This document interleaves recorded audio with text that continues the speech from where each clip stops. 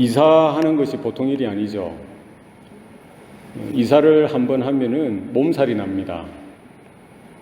그전에는 몰랐죠. 이사하게 되면은 우리 집에 짐이 얼마나 많은지를 알게 되는 거예요. 야, 짐이 이렇게 많았나. 엄청 많은 거예요. 이 짐을 풀어놓고 보면은, 짐을 싸다 보면은 그게 하루 이틀 갖고 됩니까? 일주일도 더 넘게 걸려도 또 싸야 될 게 있고, 일이 많아요. 또 더 큰 일은 뭡니까? 버려야 할 게 너무나 많다는 거예요. 이사하지 않을 때에는 자질구레한 것들도 다 좋은 줄 알고 다 끼고 살았습니다. 다 붙들고 살았어요. 그러나 이사를 하게 되니까 뭐예요? 버려야 될 것과 버리지 말아야 될 것이 분명하게 구별이 됩니다. 뭐가 귀한지, 뭐가 소중한지, 뭐를 지켜야 되는지, 아니면 뭐를 버려야 되는지, 그렇지 않은지를 분명하게 알게 됩니다. 이런 것들을 정리해야 될 시간들이 필요하다는 거예요. 다 끼고 살 수는 없습니다. 우리는 평소에는 잘 모르죠. 그러나 이사를 한번 하게 되면은 말끔하게 정리가 됩니다. 불필요한 것들은 하나하나 버리는 것, 정리하는 것. 이게 이제 인생의 지혜가 되는 것이죠. 우리 인생도 마찬가지입니다. 우리가 언젠가는 이 땅에서의 삶이 이렇게 여러 이사를 다니듯이 언젠가는 죽음의 문을 통과해서 영원한 삶으로 이사하는 날이 곧 다가옵니다. 이거는 한 사람도 예외가 없어요. 언젠가는, 그때가 언제인지 모를 뿐이죠. 언젠가는 불현듯 예기치 못하게, 예상도 못했는데, 준비하지도 못했는데 이렇게 다가온다는 거죠. 그게 문제입니다. 그러니까 우리가 이 땅에서 살아가는 삶은 그 날을 준비하는 거예요.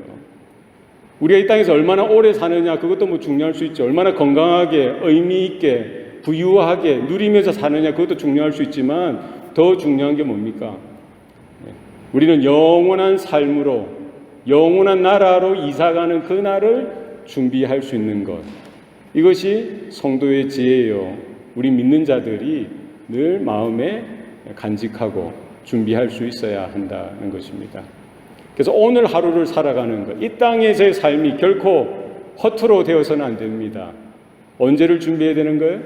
하나님이 오라 하실 때에, 그때 이제 우리가 어떻게 가야 할지 그날을 준비하는 것이 필요합니다. 그때는 우리는 무엇을 들고 갈 수가 있겠습니까? 여러분, 무엇을 가지고 가시겠습니까? 우리가 이 지역에서 저 지역으로 이사를 하면은 반드시 들고 가야 되는 것이 있죠.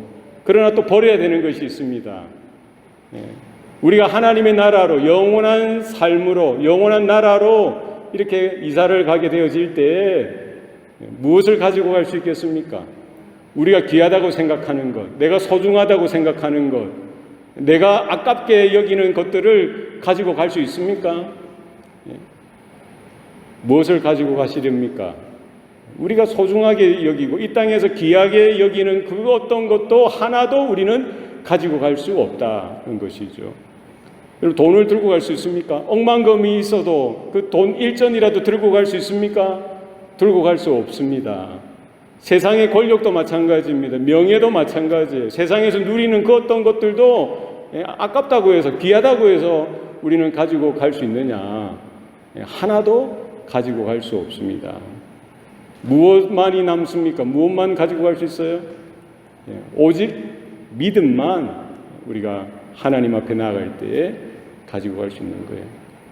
나는 부활이요 생명이니 나를 믿는 자는 죽어도 살겠고 무릇 살아서 나를 믿는 자는 영원히 죽지 아니하리라. 네가 이것을 믿느냐?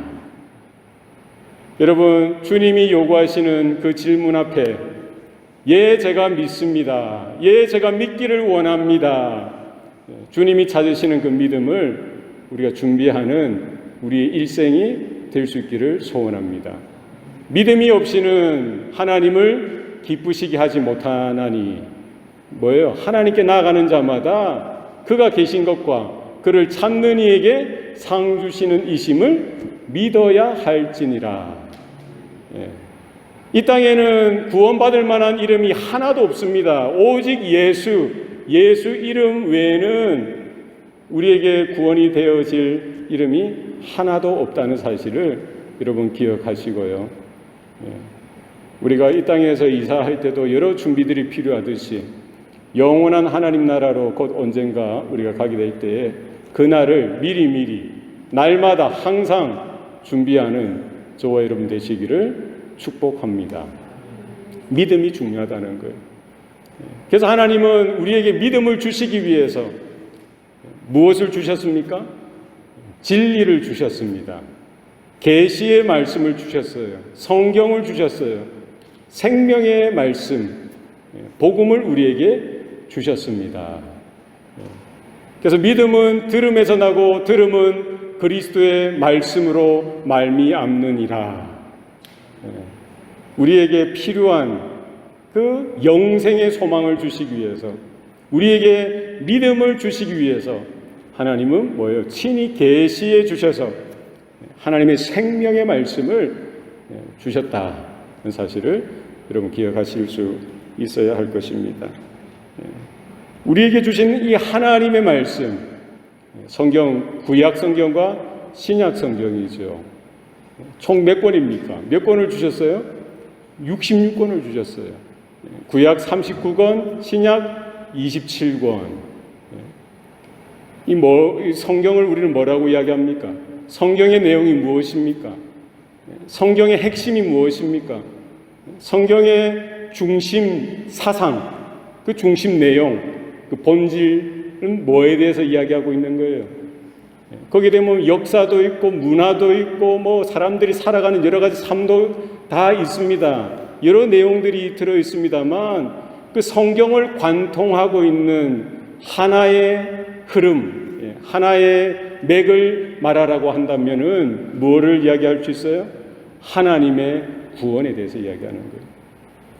구원은 누가 하신다는 겁니까? 하나님께서 하신다는 거예요. 창세부터, 아니 창세 전부터 하나님께서 이 모든 역사 가운데 뭐를 준비하시는 거예요? 구원을 준비하시고 구원에 대한 약속을 하나님의 사람들에게, 하나님의 자녀들에게 허락하여 주셨고요. 그것들을 하나님이 시대 시간마다 어떻게 성취하시고 이루어 가시는지에 대해서 분명한 약속으로서 주셨다는 사실을 여러분 기억하시길 바랍니다. 그러니까 신구약 성경, 구약 성경과 신약 성경 그 어떤 것도 버릴 것이 없습니다. 어떤 사람은 뭐 신약 성경만 있으면 되지 않느냐, 복음서만 있으면 되지 않느냐, 거기에 사도행전이나 뭐 서신서 정도, 요한계시록 정도만 있으면 되지 않느냐 하면서 구약 성경에 대해서는 이렇게 가볍게 생각하는 경우가 있는데 그렇지 않습니다. 복음은 언제부터 시작된 거예요? 하나님의 창조 때부터, 첫사람 아담이 타락할 때부터 하나님께서는 복음의 내용을 분명히 생명의 말씀을, 구원에 대한 약속을 허락해 주셨다는 사실입니다. 그래서 우리가 구약을 바라볼 때에 구약은 뭐예요? 장차 오실 그리스도, 장차 올 메시아에 대한 약속이라는 거예요. 신약은 무엇입니까? 그 구약에서 약속하신 메시아가 오시리라 하신 그 메시아 그리스도가 오셨다는 거예요. 하나님께서 이 역사 가운데 어떻게 일하시는지, 구원하시는지에 대한 분명한 약속, 성취하실 약속으로, 그리고 성취하신 약속으로 주셨을 뿐만 아니라 이제 무엇이 남아 있습니까? 장차 내가 곧 다시 오리라 하신 그리스도의 재림이, 또 우리가 장차 하나님 앞에 서게 될 어린 양 혼인잔치, 영원한 하나님, 새 하늘과 새 땅, 그 나라에 우리 하늘의 예루살렘으로 들어갈 그때, 그리고 영원한 하나님 앞에서의 예배, 영원한 삶에 대한 것들이 장차 이루어질 줄로 믿습니다. 구약에 있는 인물이나 또 이 사건들은 그 어떤 것도 무의미한 것도 없고요, 또 우연하게 생긴 것도 없고 하나님의 시간표에 따라, 하나님의 계획에 따라, 하나님의 영원한 작정하심 가운데 하나님의 영원한 구원, 구속을 이루시기 위한 하나의 과정으로서, 장치로서 그 시대 하나님은 그 사건을, 그 인물들을 허락해 주셨다는 거예요. 그래서 아브라함에 대해서 이야기하고요. 그 전에 노아에 대해서 우리가 사건을 보고 이런 인물들이 있죠. 그 한 사람 한 사람이 뭐라는 거예요? 뭐와 연결되어져 있습니까? 하나님의 구원에 대한 약속과 연결되어져 있고요. 결국 장차 오실 그리스도에 대한 표상이라는 거예요. 예표라는 겁니다. 하나의 타입이라는 거예요. 타입. 우리가 노아를 보면서 노아의 삶이 왜 중요합니까? 아브라함의 삶이 왜 중요합니까? 이삭의 삶이 왜 중요한 거예요? 요셉의 삶이 왜 중요합니까? 오늘 본문에 나오는 모세의 삶이 왜 중요합니까?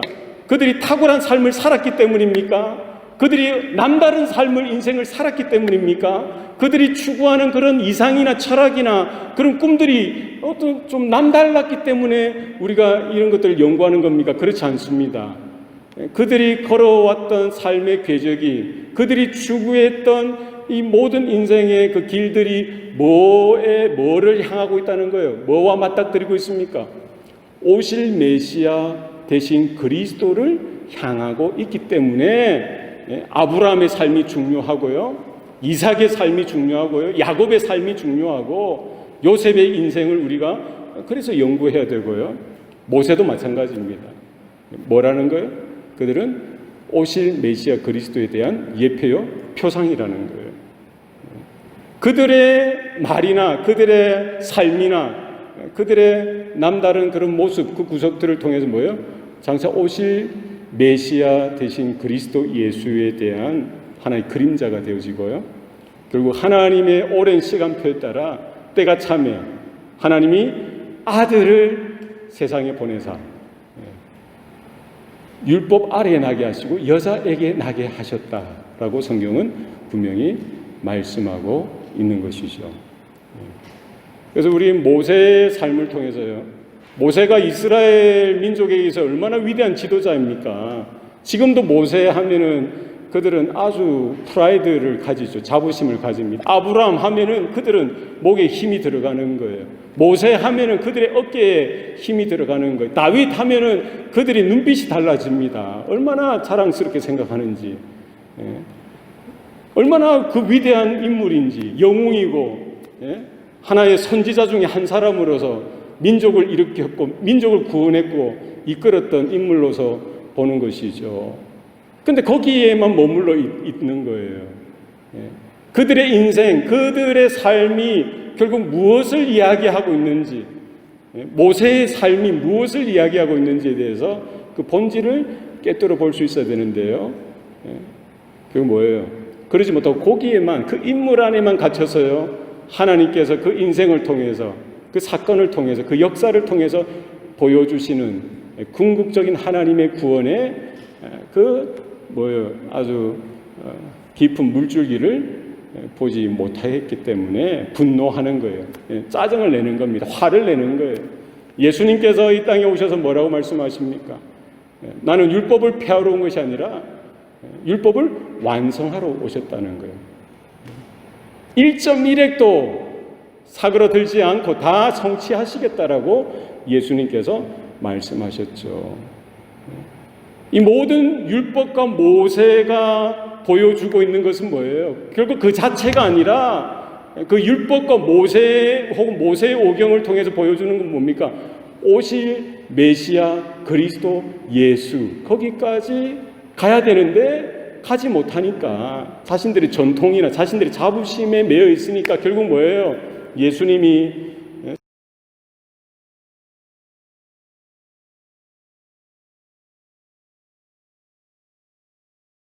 엄청난 일을 저지른 패역한 하나의 이단아처럼 그들은 생각했고요, 그렇게 몰아갔고 그렇게 예수님을 난도질해서 결국 예수님이 십자가에 못 박아 죽이는 어리석음을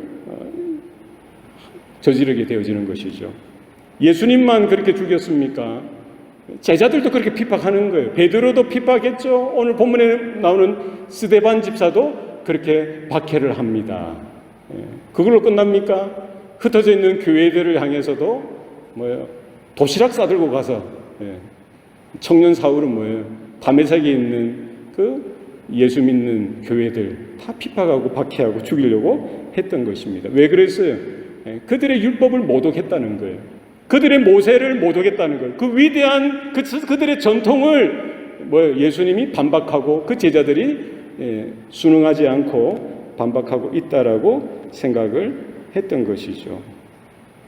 사도행전 6장 13절, 14절 제가 한번 읽어드리겠습니다. 거짓 증인들을 세우니 이르되 이 사람이 이 거룩한 곳과 율법을 거슬러 말하기를 마지 아니하는도다. 그의 말에 이 나사렛 예수가 이곳을 헐고 또 모세가 우리에게 전하여 준 규례를 고치겠다 함을 우리가 들었노라 하거늘. 이 무슨 말이에요? 지금 산헤드린 공회원들이 예수를 죽인 이유도 예수님이 성전을 헐어보아라 내가 3일 만에 지으리라. 그 성전됨의 기능은 뭡니까? 하나님을 예배하는 것이고 하나님의 이름을 두신 것이고 하나님의 임재가 있는 곳이지만 그게 다가 아니라 그 성전이 말하고 있는 궁극적인 하나의 기능, 가장 중요한 본질은 뭐예요? 성전이 뭐예요? 표상이라는 거예요. 예표라는 거예요. 그림자라는 겁니다. 그죠? 뭐가 실체라는 거예요? 성전이 뭐예요? 성막. 광야 40년 동안 이렇게 성막. 그 예표죠. 표상이죠. 그림자라는 그림자.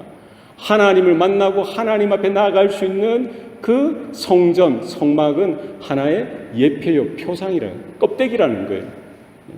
그런데 누가 보신 거예요? 그 껍데기, 그 그림자, 그 표상에 대한 원본, 원형, 실체이신 그리스도께서 오셨거든요. 지금 이스라엘의 자랑은 뭡니까? 그 거룩하고 웅장한 성전, 거기에 대한 자부심이 있는 거예요. 모세가 위대한 지도자였던 것에 대한 자긍심이 있었던 거예요. 자랑이 있었던 거죠. 율법을 가진 민족이라는 자부심이 있었던 거예요. 그걸로만 끝나니까 그 전통에 매이고 그 민족주의에 매이고요. 자신들의 그런 헤게모니, 자신들의 기득권에 매여서 결국 그 모든 율법과 선지자의 그 표상되는 그 그림자되는 그것의 실체, 본체, 원형이신 그리스도가 오셨죠. 그런데 이 아이러니하게 그들은 원형을, 진짜를, 실체를 알아보지 못하고 오히려 배척하고 반박하고 모함하고 십자가에 달아 죽였던 것이죠. 얼마나 큰 아이러니입니까? 딜레마죠.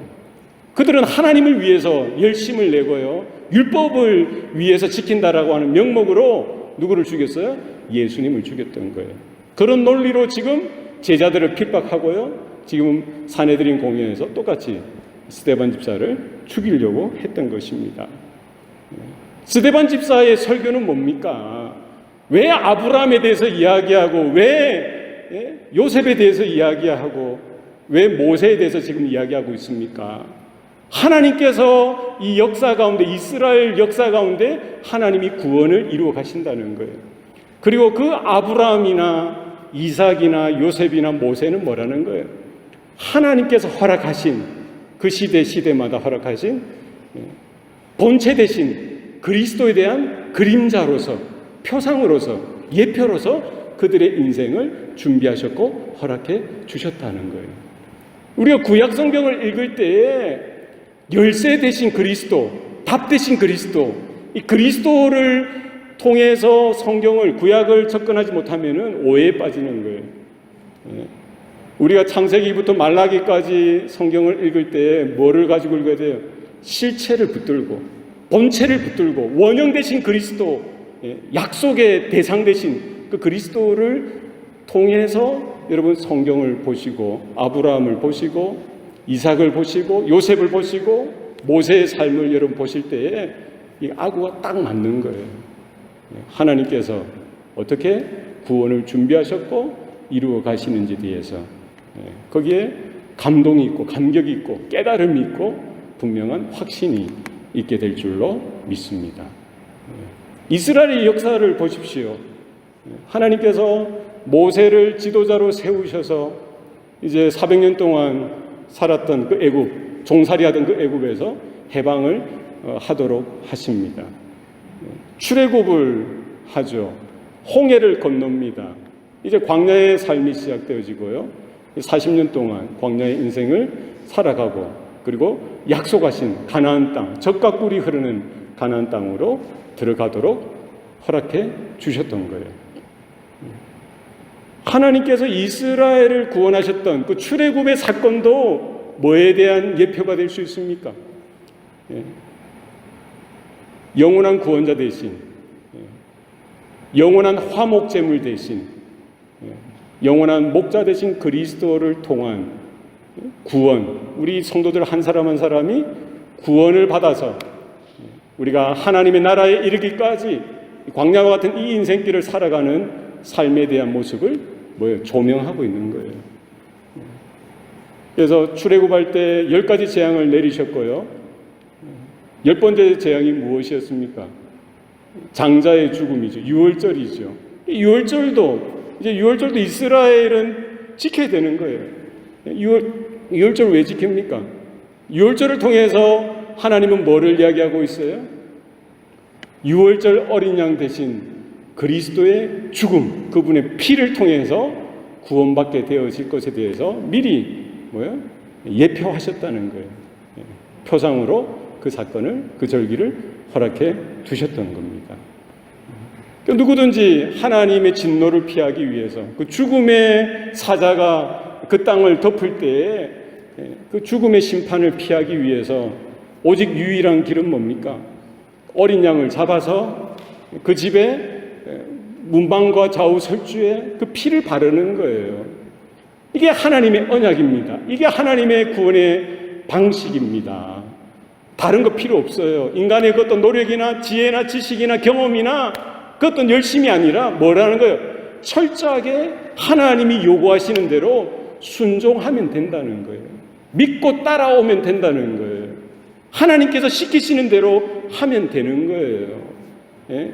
그 사람들이 돈이 많았기 때문입니까? 예? 하나님의 그 진노를 피할 수 있었던 것이 그 사람들이 경건한 삶을 살았기 때문입니까? 헌신이 남달랐기 때문입니까?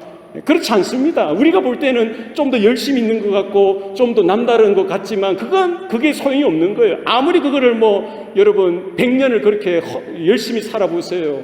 10,000년, 10만 년을 살 수도 없지만 그렇게 살 수 있다면 그걸 하루도 빠짐없이 경건하게 살고 헌신되어 살았다고 해서 그것으로 여러분 스스로를 구원할 수 있겠습니까? 할 수 없는 거예요. 무엇으로 된다는 거예요? 오직 피 흘림이 없이는 죄사함이 없느니라. 하나님이 요구하시는 건 뭐예요? 하나님이 요구하시고 바라시는 대로 하나님이 정하신 그 구원의 방식 따라 그냥 어린 양을 잡아서 피를 뿌리면 되는 거예요. 피를 바르면 되는 겁니다. 예? 지금 우리에게 요구되어지는 건 뭡니까? 세상 죄를 짊어지고 가신 어린 양 되신 그리스도께서 갈보리 십자가 위에서 피를 뿌려 죽으셨어요. 피를 흘려 죽으셨습니다. 우리가 해야 될 것, 우리에게 요구되어지는 것, 바로 그 십자가를 바라보는 겁니다. 그 십자가에 흘리신 그 보혈을 믿음으로 믿고 그 피를 우리의 마음에 바르는 거예요. 무엇으로 가능합니까? 하나님께서 하신다.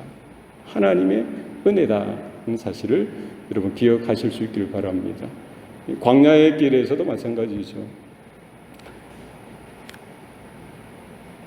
이스라엘이 불평하고 원망하니까 죽겠다고 하고 하니까 하나님이 참다 못해 뭐를 하십니까? 불뱀에 물려 죽도록 하시죠. 모세가 그 하나님 앞에 중보하죠. 기도합니다. 간구합니다. 이 백성을 살려달라고 하나님 앞에 강청합니다. 하나님께서는 뭐를 시키시는 거예요? 놋뱀을 만들어서 장대에 높이 달으라는 거예요. 그리고 불뱀에 물려 죽어가는 사람들을 향해서 그냥 놋뱀을 바라보라는 거예요. 놋뱀을 바라보는 자마다 살아나리라, 회복되리라. 무엇입니까? 하나님께서 요구하시는 게 뭐예요? 오직 믿음이라는 거예요. 오직 순종이라는 거예요. 광야에서 놋뱀이 장대에 매달렸듯이 인자도 그와 같이 어디에 매어 달릴 것에 대해서 분명히 말씀하십니까? 십자가에 달려 돌아가시게 될 것에 대해서 성경은 미리 1400년 전에 미리 하나님은 예언하셨고 예표하셨던 거예요.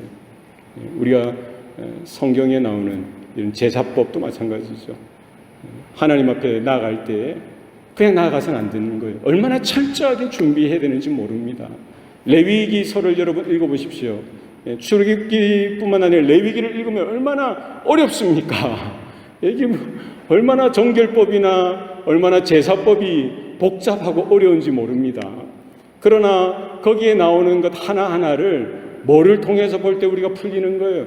예수 그리스도, 그분, 그리고 그분의 대속적인 죽음, 그리고 부활에 대한 그 사건의 그 시선을 통해서, 안목을 통해서 레위기를 읽어갈 때에 하나님의 깊은 구원의 그 은혜를 우리가 확인하게 되어진다는 사실입니다. 하나님께서 저와 여러분 가운데 이와 같은 구원의 풍성한 은혜를 허락하여 주시기를 소원합니다. 모세를 통해서 하나님은 이스라엘의 구원이 되도록 하셨어요. 우연하게 된 것이 아니라 하나님이 하나님의 때에 하나님의 일들을 해가시는 겁니다. 사람을 준비하시는 거예요. 하나님이 아브라함에게 약속하신 때가 가까웠다라고 성경은 분명히 말씀합니다. 그때가 되니까 뭐예요? 요셉을 알지 못하던 새 임금이 애굽의 왕자에 올라게 되어서요, 이스라엘 민족을 박해하기 시작하는 거예요. 그들을 박멸하기 위해서, 멸족시키기 위해서 몸부림치는 거예요. 그런 위급한 때에 뭐예요? 그때에 모세가 태어났고요, 하나님 보시기에 사랑스러웠으며 하나님께서 그를 준비하셨던 것이죠. 그러니까 모세가 태어날 때 어떤 사건이 있었어요? 바로 왕이 애굽의 이스라엘 히브리 산파들에게 그렇게 요구하죠. 히브리 민족의 아들이 태어나면은 다 물에 빠뜨려 죽이라는 거예요. 이스라엘 민족을 이제 멸하기 위해서 하는 것이지만 결국 뭐 하나님을 대적하는 행위가 되었던 것이죠. 예수님이 이 땅에 탄생하실 때도 유사한 그런 일들이 벌어집니다. 동방박사가 헤로데에게 이제 이스라엘의 왕으로 나신 이가 어디 있느냐 이렇게 묻죠. 그러고는 나중에 뒤로 가서 뭐라고 이야기합니까?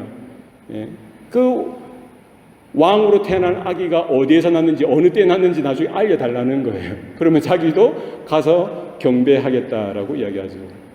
그러나 천사들이 동방박사들에게 이렇게 계시로 나타내 주죠. 다른 길로 헤롯을 맞닥뜨리지 말고 만나지 말고 이렇게 집으로 돌아가도록 이렇게 강권하게 되어집니다. 나중에 헤롯이 알고는 어떻게 합니까? 그 인근 근처에 2살 아래 그 유아들을 다 죽이도록 하는 거예요. 그러니까 모세의 삶을 보면은요, 결국 뭐에 대한 거예요? 예수 그리스도, 오실 메시아, 예수 그리스도에 대한 분명한 예표요, 표상으로 쓰였다는 거예요. 그래서 모세가 바라본 건 뭐예요? 여러분, 모세가 평생 살면서 뭐를 붙들었겠어요? 믿음으로 하나님의 약속을 붙들었던 거예요. 그 시대에 하나님께서 그를 통하여 역사하실 뿐만 아니라 장차 언제인지 모르지만 하나님께서 이루어 가실, 역사하실, 뭐예요? 형제들아, 너희 가운데 나 같은 선지자 하나가 일어나리니 너희는 그의 말을 들으라. 신명기에 분명히 모세가 이야기하죠. 모세가 마지막 이제 그는 요단강을 건너지 못하고 결국 작별을 하게 되는데 그 남겨진 이스라엘에게 그렇게 약속을 명령을 하는 거예요. 왜? 하나님께서 모세에게 그와 같은 마음을 주셨죠. 하나님께서 모세에게 그와 같은 계시를 허락해 주셨던 거예요. 그러니까 모세는 태어나면서부터 자라나고 양육되어지는 것은 뭡니까? 사람의 손에 되어진 것이 아니라 하나님께서 준비하셨고 하나님께서 건지시고 하나님께서 그를 입히시고 자라나도록 하셨던 것입니다. 그리고 모세가 40세가 되고 80세 되고 120세가 이제 될 때까지 마지막 그의 삶을 통해서 관통하는 하나님의 언약이 장차 어떻게 이루어질지를 그는 보고 지금 이스라엘에게 하나님의 예언을, 계시의 약속을 해 주셨던 것이죠.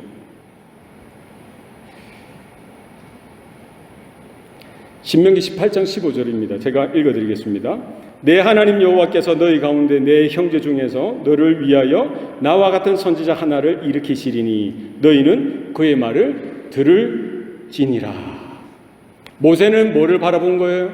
모세는 자기 시대에 자기 그런 이스라엘 민족이라는 그 구원 거기에만 한정한 것이 아니라 자기 이후에 1400년 자기는 1400년이라는 개념도 없었겠죠. 그러나 하나님이 언제인지 모르지만 장차 이루실 그 구원에 대해서 하나님이 보여주셨던 거예요. 그러니까 그것에 대해서 이스라엘에게 이렇게 약속의 말씀으로 증거했던 것이죠.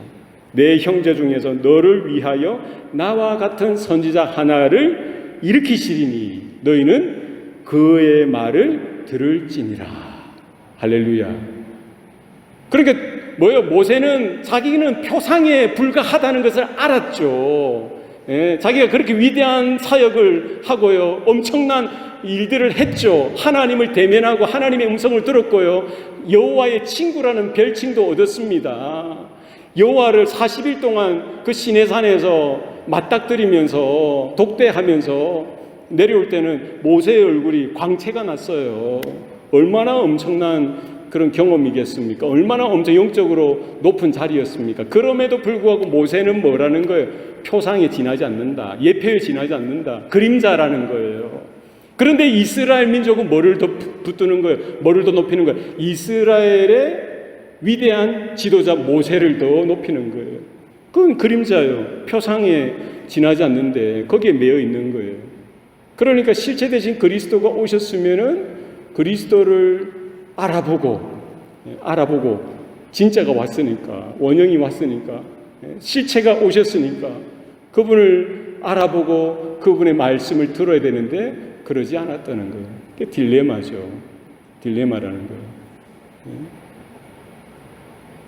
결국 오히려 말씀이 육신이 되사 우리 가운데 거하시며 그가 자기 백성에게로 오셨어요. 그러나 자기 백성은 그를 영접하지 않았던 거예요. 반박하고 배척하고 오히려 십자가에 매달아 죽였던 것이죠. 이 복음은 뭡니까? 영접하는 자, 곧 그 이름을 믿는 자들에게는 하나님의 자녀가 되는 권세를 주셨느니라. 모세는 하나님의 언약을 통해서 장차 오실 메시아, 장차 오실 그 기름 부음 받은 자 그리스도를 대망하는 믿음 가운데 섰던 거예요. 누가 그랬습니까? 아브라함도 그랬고요, 이삭도 그랬고요, 요셉도 그랬고요, 지금 모세도 그렇고 다윗도 그렇고요. 선지자들이 다 그렇게 했어요. 그리고는 뭐예요? 그 실체 대신 그리스도가 오실 때에 하나님의 구원이 분명하게 완벽하게 이루어질 것을 바라보았던 거예요. 그러니까 뭐예요? 지금 스데반 집사의 관점은 뭡니까? 이스라엘 민족이 그렇게 위대하게 높이 드는 그 모세가 다가 아니고 그게 전부가 아니고 그것은 따지고 보면은 그림자에 불과하다는 사실에 대해서 이야기해 주는 거예요. 아브람도 마찬가지, 모세도 마찬가지죠. 예? 진짜가 오셨으면은 거기에 대해서 우리가 더 높여드리고 그분을 예배해야 되는데 이스라엘 사내들인 공회원들은 기분 나빴던 거예요. 오히려 분노하고 화를 내고요. 오히려 누구를 죽입니까? 예수를 죽였듯이 그 제자들을 핍박하고 죽이는 어리석음, 완악한 가운데 서게 되었던 것을 볼 수가 있는 것이죠. 여러분, 모세가 지금 신명기 18장 15절에 이와 같은 말씀을 하면서 그가 느꼈을 마음이 어떻겠어요? 지금 이스라엘 백성들에게 그들이 오고 올 후손들에게 전할 이 메시지를 전하면서 지금 모세의 마음이 어떠했겠습니까? 여러분, 어떠했을 것 같아요? 자기가 진짜가 아니라는 거죠. 자기가 하나님의 구원자는 아니라는 거예요. 자기는 하나의 그 한순간 한 시대에만 책임지는 하나님의 도구로 쓰임 받는 것에 대해서 분명히 이야기를 하고요, 장차 오실 메시아에 대해서 분명히 높여드리고 그분을 소개해드리는 거예요. 우리 성도들의 삶도 마찬가지입니다. 우리 목회자도 마찬가지예요. 우리 선교하시는 선교사님들도 마찬가지여야 합니다. 우리가 아무리 열심히 하고 최선을 다해서 엄청난 열매를 이렇게 맺었다고 하더라도 우리가 거기서 주인 노릇하면 안 되는 거예요. 우리가 거기서 주인이 되어서는 안 됩니다. 주인이 될 수 없는 거예요. 우리 인생의 주인이 내가 되어서는 안 됩니다. 누가 되어져야 되는 거예요? 내가 아니라는 거예요. 오실 메시아 되신 그리스도. 우리에게는 뭐예요? 2000년 전에 이미 오셨던 그 그리스도, 그 주님만이 우리 인생의 주인 되신다. 우리 삶의 실체가 되셔야 된다는 사실을 여러분 고백하실 수 있기를 바랍니다. 이것을 잘했던 인물이 누구입니까? 세례 요한이죠. 세례 요한이에요. 세례 요한. 아마 제가 생각해 보니까요, 세례 요한만 그러했던 것이 아니라 노아도 그러했고 아브라함도 그러했고요, 이삭도 그러했고 요셉도 그러했고 모세도 그러했고 다윗도 그랬던 거예요. 그는 흥하여야 하겠고 나는 새하여야 하리라. 하나님의 사람이라고 한다면, 제대로 된 하나님의 사람이라고 한다면 이와 같은 분명한 하나님의 구원의 영원한 구속에 대한 관점을 가지고 누가 주인이시라는 거예요? 누가 주인공이 되셔야만 합니까? 오직 예수 그리스도가 우리의 삶의 주인 되신다. 이와 같은 고백이 있어야 할 줄로 믿습니다. 다 해놓고 내가 주인 자리 서려고 한다면 그거 참 어리석은 거예요. 그런 어리석음을 우리를 범하지 않으시기 바랍니다. 날마다 고백하셔야 돼요.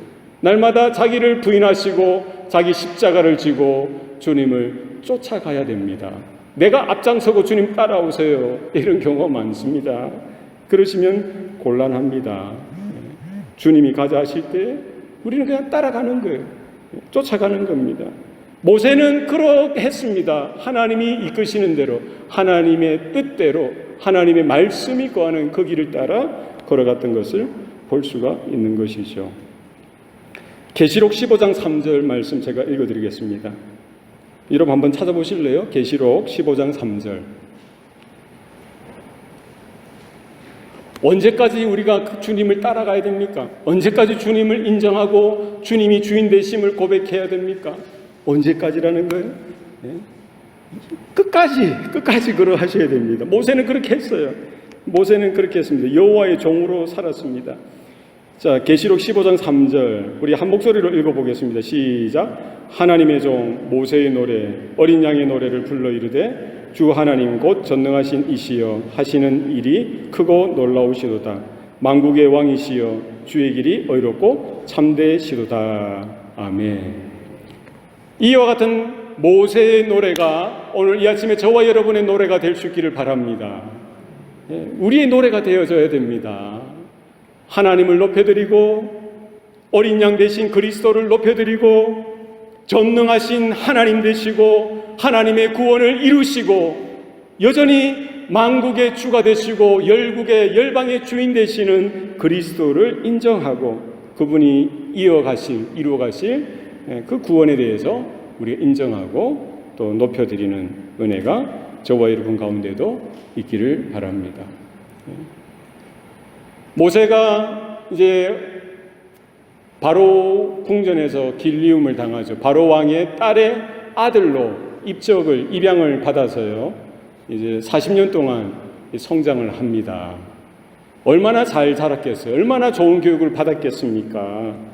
예? 오늘 본문에 보니까 22절, 여러분 22절 보십시오.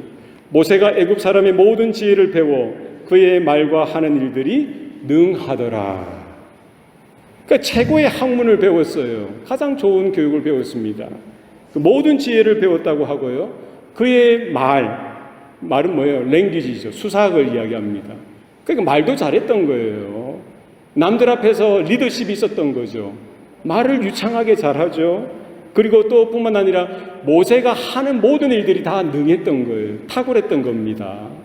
그러니까 여러 왕자들이 있었지만 아마 모세가 계속 왕궁에 거했더라면 차기 대권을 노릴 수가 있었겠죠.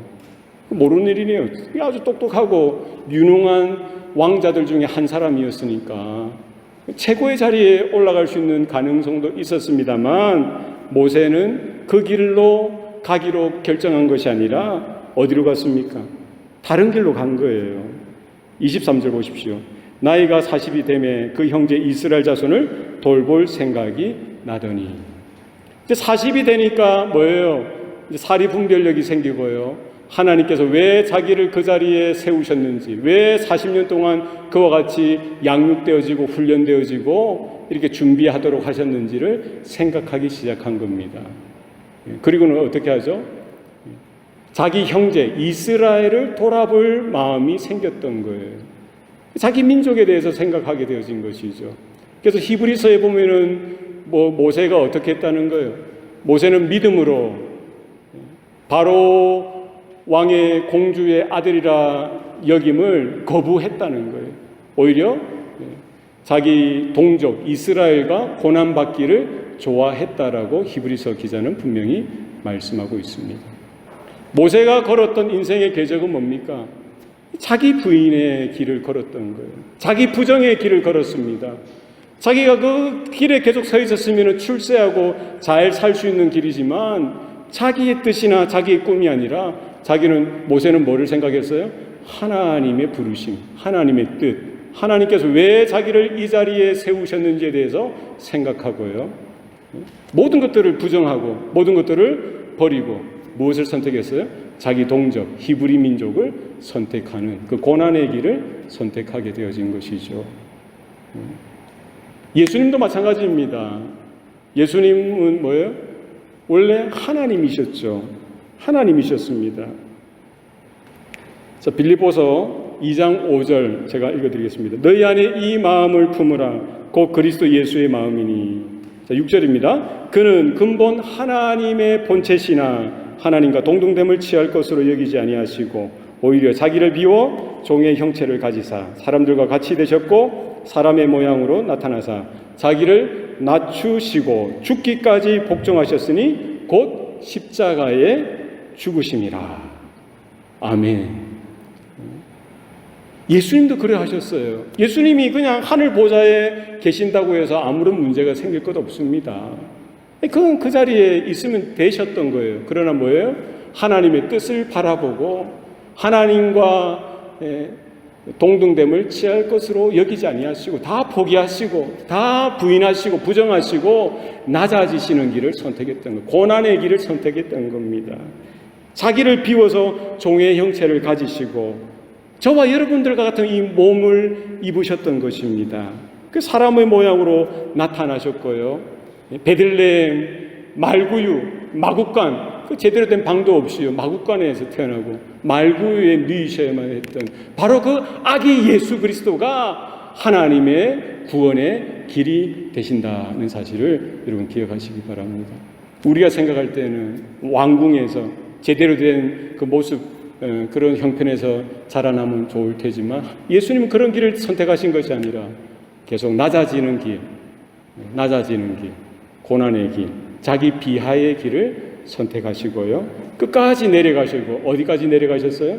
십자가에 죽으신 그 사건, 최고의 낮아짐의 자리죠. 최고의 자기 부인, 자기 부정의 자리가 되어졌던 것을 여러분 보실 수가 있습니다. 바로 그 예수 그리스도의 순종을 통해서, 예수 그리스도의 복종을 통해서 우리 가운데 생명의 길이 준비되어지고 생명의 길이 열려지게 되어진 줄로 믿습니다. 하나님께서는 모세의 인생을 준비하셨고요. 그의 삶을 이끌어 가시는 거예요. 모세가 생각할 때는 이제 그는 오실 메시아 그리스도의 표상으로 살았죠. 그죠? 예표로서 살았습니다. 물론 완벽한 삶은 아니었지만 어떻게 그가 선택하고 걸어갔던 그 궤적이 바로 오실 메시아 되신 그리스도에 대해서 예표로 나타나는 삶을 충실하게 살았던 것을 볼 수가 있습니다. 우리가 생각할 때는 이와 같이 하시면 더 좋았을 텐데 라고 생각할 수 있지만 하나님은 우리의 생각과 다르다라고 성경은 분명히 말씀하고 있죠. 모세가 이제 40이 되어서 그는 하나님의 뜻을 펼쳐 보이려고 했습니다만 어떻게 합니까? 그 형제들이 다투고 있는 것을 보고는 마음이 심히 괴로운 거예요. 여러분도 그런 적이 없었습니까? 여러분 학교 다닐 때나 여러분 이웃들을 볼 때 이웃들끼리 친구들끼리 싸우는 것을 보면은 잘 싸운다 지켜봅니까? 저는 어릴 때 그런 마음이 들더라고요. 저는 모세는 아니었지만 왜 같은 반 애들끼리 싸우냐? 어려서부터 아마 이런 말씀을 듣고 자란 그런 영향력 때문일지도 모르겠어요. 그런 마음이 들지 않습니까? 모세가 그렇게 참견하는 거예요. 왜 형제들끼리 싸우냐? 왜 같은 동족들끼리 싸우느냐? 싸우지 말라, 화해하라 이렇게 했더니 싸우던 사람 중에 하나가 뭐라고 합니까? 네가 뭔데 우리의 재판관, 누가 너를 우리의 재판관과 다스리는 자로 세웠느냐? 어제는 네가 애굽 사람을 쳐 죽이더니 오늘은 나를 죽이려고 하느냐? 이렇게 다그치는 거예요. 그리고는 뭐예요? 모세가 품었던 그 뜻을 알아보지도 못하고 모세를 반박하고 모세를 배척하게 되어지는 것이죠. 오늘 본문에 보면은요,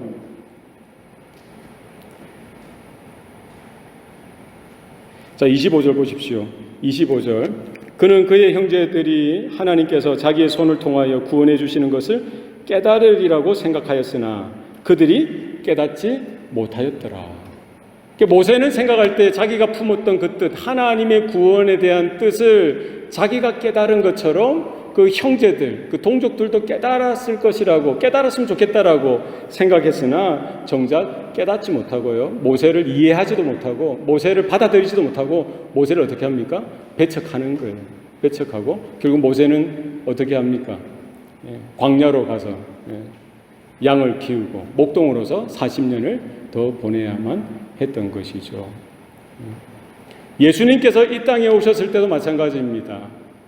동족 이스라엘이 메시아로 오신 예수 그리스도를 알아보았어야 되는데 알아보지도 못하고요, 그분을 영접하지도 못하고 환영해드리지도 못하고 어떻게 합니까? 배척하는 거예요. 반대하는 겁니다. 그게 모세 시대의 모세 동족들의 모습이었고요, 예수님이 오셨을 때 그 주변 사람들, 동족 이스라엘의 모습이었습니다. 모세가 이스라엘의 지도자로 세움을 받고요, 엄청난 일들을 통해서 결국 출애굽하게 되어지죠. 홍해를 건너게 됩니다. 그런 이후에도 이와 같은 일들이 계속해서 반복되어지는 거예요.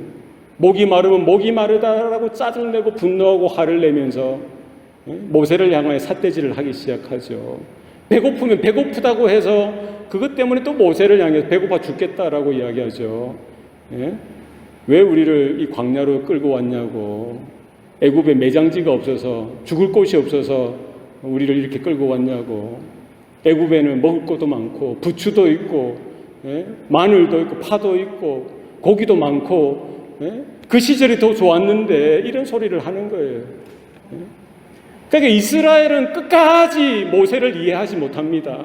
이스라엘은 끝까지 모세를 배척합니다. 모세를 반대하는 거예요. 그러다가 하나님이 내리치시면 그 매를 맞고 또 뉘우치다가 조금 좀 나아진다 싶으면 또 가면은 또 힘들다, 어렵다, 못하겠다 하면서 또 짜증내고 모세를 반대하는 거예요. 그게 뭐예요? 이스라엘의 기질이고요, 아마 저와 여러분의 모습일 수도 있습니다. 예수님 때도 마찬가지예요. 예수님이 오셨습니다. 예수님이 하나님의 말씀을 전하시죠. 복음을 전하십니다. 생명의 말씀을 전해주시는 거예요. 병든 자들 고치시죠. 눈먼 자들 눈을 뜨게 하시죠. 안진뱅이도 일으키시죠. 문둥병자도 고치시는 거예요. 그런데도 사람들은 뭐예요? 예수님을 환영하기보다 예수님을 이렇게 좀 써먹으려고 하죠. 그 바리새인들, 서기관들은 뭡니까? 예수님의 흠을 잡기 위해서 예수님을 인정하지 못하고 영접해드리지 못하는 그런 모습들을 보게 되어집니다. 얼마나 어리석은 모습입니까? 오늘날 우리들의 모습일 수도 있고요, 세상에 많은 사람들이 지금도 여전히 복음 앞에서, 하나님 앞에서 그와 같이 어리석은 길을 선택하고 그와 같이 고집스럽게 자기의 것을 주장하고 자기가 주인이 되어서 자기 기분에 맞지 않으면 그렇게 불평하고 원망하고 하나님을 대적하는 쪽으로 걸어가고 달려가게 되어지는 것이죠. 결국 하나님은 뭐예요? 하나님은 하나님의 방법으로 일을 하시는 거예요. 하나님의 때에 하나님은 일을 하십니다.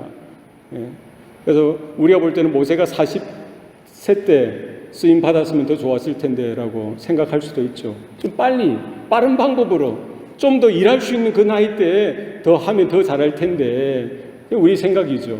그러나 하나님은 또 다른 40년을 광야에서 준비하도록 하셨어요. 목자의 마음을 얻도록 하셨습니다. 목자의 심정을 깨닫도록 하셨어요. 이제 다 비우는 시간이에요. 광야는 뭐예요? 다 비우는 시간입니다. 바로의 왕궁에서의 시간은 습득하는 시간이면은요, 광야의 시간은 다 버리는 시간입니다. 다 부정하는 시간이에요. 다 비우는 시간입니다. 다 내려놓는 시간입니다. 모세에게는 그런 시간이 필요했던 거예요. 예수님도 이제 사역을 앞서서 광야에서 40일간 금식하시면서 그 광야의 시간을 걸으셨던 것이죠. 40일간 금식하시면서 하나님을 묵상하고 하나님의 말씀을 이렇게 마음에 새기는 그런 시간들을 가졌던 거예요. 우리가 생각하면 이 빠른 길이 있는데, 더 좋은 길이 있을 것 같은데 그렇지 않습니다. 하나님은 하나님의 때에 하나님의 방법으로 이루어 가시더라는 것이죠. 결국 하나님은 80세 이제 노인이죠. 80세가 된 모세를 부르는 거예요. 이제 모세는 말하는 능력도 다 잃어버리고요, 예전에 배웠던 그 지식도 다 잊어버리고 자기가 가지고 있는 것이 아무것도 없어요.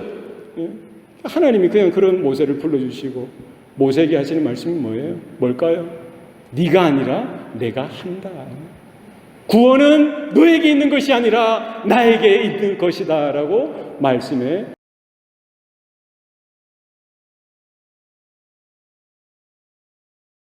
되는 거 아니야. 다 내려놓고 이제 더 이상 할 것이 없는 거예요. 두 손 두 발 다 들고 이제 모세는 할 수 있는 것이 아무것도 없어요. 마른 짝대기와 같은 거예요. 하나님이 붙들어 주시면 붙들림 받고 하나님이 역사하시면 역사가 되어지는 그 길을 선택하는 것이죠. 이제는 뭐 자기가 선택할 것도 없죠. 하나님이 이끄시는 대로 그냥 가면 되는 거예요. 결국 어떻게 하십니까? 하나님이 이루어 가시더라. 여러분 출애굽기를 쭉 한번 읽어보십시오. 하나님이 역사하시더라. 하나님이 간섭하시고 하나님이 일하시더라. 하나님이 하시는 줄로 믿습니다. 교회도 누가 합니까? 하나님이 하신다 하는 사실을. 우리의 열심이나 우리의 율법이 아니라 우리의 지식이 아니라 하나님이 이루어 가신다. 구원은 하나님이 이루어 가신다. 청년 사울이 율법에 열심히 넘쳐서 그때 당시 이단으로 정죄받던 예수 도당들, 예수를 따르던 그 성도들을 핍박하죠. 박멸하기 위해서 다메섹까지 달려갑니다. 그때 부활하신 예수님을 만나게 되어지죠. 사울아 사울아 네가 어찌 나를 핍박하느냐. 청년 사울은 예수님을 본 적도 없습니다. 예수님을 공격했던 적도 없어요. 그죠? 직접적으로 만나서 했던 적은 없어요. 그런데 예수님은 뭐예요? 성도들을 핍박하고 교회를 박해하는 것을 바로 몸 대신 그리스도를 핍박하는 것으로 여기셨던 거예요. 자신을 핍박하고 자신을 박해하는 것으로 여기셨던 것이죠. 사울은 바로 그 예수 그리스도를 만나고요, 태양보다 더 밝은 그 빛에 눈이 어두워지고 꼬꾸라지게 되어지는 것이죠. 사울이 그 부활하신 예수님을 만나고 꼬꾸라지고요, 나중에 성령의 인도하심을 아라비아 사막에서 3년을 보내면서 이제 눈이 보여지게 되어지고 구약 성경에 있는 말씀을 다시 묵상하고 공부하면서 바로 그 메시아가 그 복음의 주인 되시고 그리스도가 바로 우리 생명의 주인 되심을, 구약에 있는 모든 성경이 바로 그분에 대해서 이야기했던 것이구나, 그것을 깨닫게 되어지는 것이죠. 결국 누가 하시는 거예요? 하나님이 하시는 거라는 거예요. 하나님이 하시는 겁니다. 그렇게 완악하고 그렇게 강팍했던 사울도, 인생도 하나님이 꺾으시는 거예요. 하나님이 돌이키시는 거예요. 하나님께서 간섭하시는 겁니다. 디모데전서 1장 13절 제가 읽어드리겠습니다. 내가 전에는 비방자요 박해자요 폭행자였으나 도리어 긍휼을 입은 것은 내가 믿지 아니할 때에 알지 못하고 행하였음이라. 15절입니다. 믿보다 모든 사람이 받을 만한 이 말이요 그리스도 예수께서 죄인을 구원하시려고 세상에 임하셨다 하였도다. 죄인 중에 내가 괴수니라. 결국 하나님께서, 주님께서 하나님은 하나님의 구원을 이루어 가신다는 거예요. 그렇게 강팍하고 완악하고 난폭했던 그 청년 사울의 허리를 꺾으시는 것이죠. 눈을 멀게 하시는 거예요. 꼬꾸라지게 하시는 겁니다. 강권적으로 하나님이 그 인생을 들었다 놓으시면서 돌이키시는 거예요. 하나님, 사람이 뭘 하는 거예요? 그때는 모르고 했다고 고백하죠. 그때는 비방자요, 포악한 일을 했다라고 고백합니다. 폭행자요, 박해자였다고 고백합니다. 그러나 하나님의 거둬주시는 은혜, 긍휼을 그냥 무조건적으로 불가항력적인 그 은혜를 그냥 덧입게 되어진 거예요. 얼마나 은혜입니까? 바로 이제 사울이 이제 이름이 바울이 되죠. 그 바울은 평생 죽을 때까지 누구를 위해서 증거합니까? 예수 그리스도, 오직 복음만을 위해서 증거하다가 형장의 이슬로 사라지게 되어지는 거예요. 오늘 본문에 나오는 설교자 스데반 집사도 마찬가지입니다. 오직 예수, 오직 은혜, 오직 믿음에 대해서, 하나님의 구원에 대해서 그는 역사의 사건들을 가지고 와서 분명하게 증거하고 있는 것입니다. 우리에게 어떤 의가 아니라, 있는 어떤 선함이 아니라 하나님께서 다 이루어 가신다, 이루신다 사실을 여러분 고백할 수 있기를 바랍니다. 마지막 로마서 5장 10절 말씀 제가 한번 읽어드리겠습니다. 곧 우리가 원수 되었을 때에 그의 아들의 죽으심으로 말미암아 하나님과 화목하게 되었은즉 화목하게 된 자로서는 또 그의 살아나심으로 말미암아 구원을 받을 것이니라. 우리가 원수 되었을 때, 우리가 아직 죄인 되었을 때에 하나님께서는 하나님의 일을 하시는 거예요. 그리스도께서는 그리스도의 일을 하셨던 거예요. 우리가 원수 되어지고 죄인 되어졌을 때, 우리가 하나님과 전혀 관계없는 그때에 그리스도께서 오셨을 뿐만 아니라 십자가에 달려 죽으심으로 말미암아 우리로 하여금 하나님과 화목하게 하시고 우리로 의롭다 여기게 하시고 하나님의 사랑, 우리를 향한 하나님의 사랑을 분명하게 확증해 주셨다는 사실입니다. 오늘도 주님께서 여러분을 찾으십니다. 우리를 주목하고 계세요. 우리가 어떻게 살아야 하는지, 어떤 삶의 모습으로 살아가야 하는지, 이 땅에서 영원히 살 것 같은 그런 태도로 살아서는 곤란하다는 것입니다. 우리가 곧 언젠가는 주님 불러주신 그날, 그 시간, 우리 감격하며 감동하며 감사하며 나아갈 수 있는 그 시간을 준비하는 지혜로운 믿음의 사람들 다 되시기를 축복합니다. 기도하시겠습니다.